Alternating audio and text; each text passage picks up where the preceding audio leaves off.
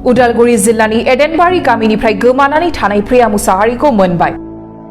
थांनाय 23 जुलाइ खालि उदालगुरि जिल्लानि एडेनबारि गामिनि थागिबि लंकेश्वर मुसाहारि आरो नीलिमा मुसाहारिनि फिसाजो एबा थाखो 10 फरायनाय प्रिया मुसाहारिया गोमादोंमोन। गोमानानै थानाय 10 थाखोनि फरायसुलि प्रिया मुसाहारिखौ थांनाय 25 जुलाइ खालि गुवाहाटी नोगोरमानि मालिगावआव मोननो हायो होननानै नखर बिगोमाया फोरमायदों।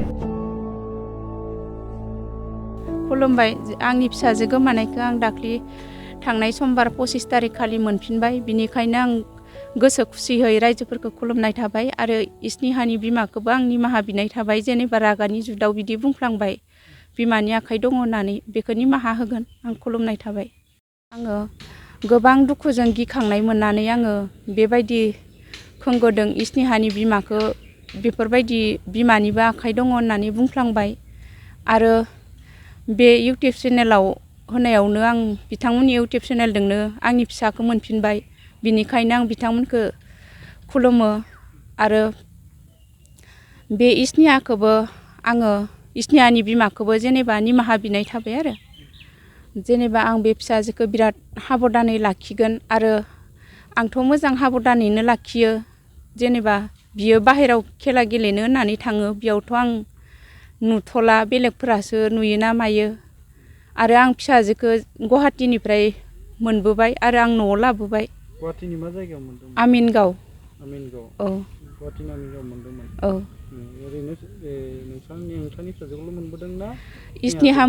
स्नेहा बसुमतारीखौबो जों लाना फैफाबाय। बिनि बिमायाबो थांनायजों जमाहैनो लानानै फैबाय। ओरैनो बहा थांनो होननानै थांदोंमोन?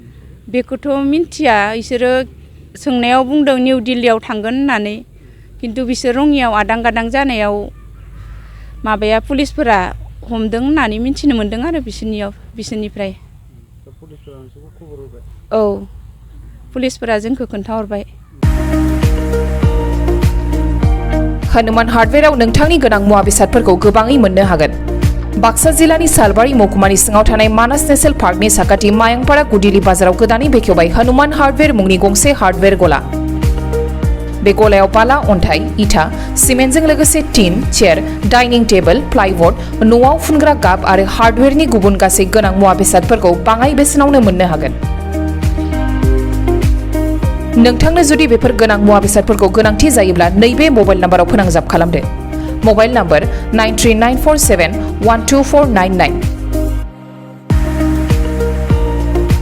नोंथांनो गोनां जानाय हार्डवेयरनि मुवा बेसादफोरखौ हनुमान हार्डवेयारआ जगायनानै होगोन।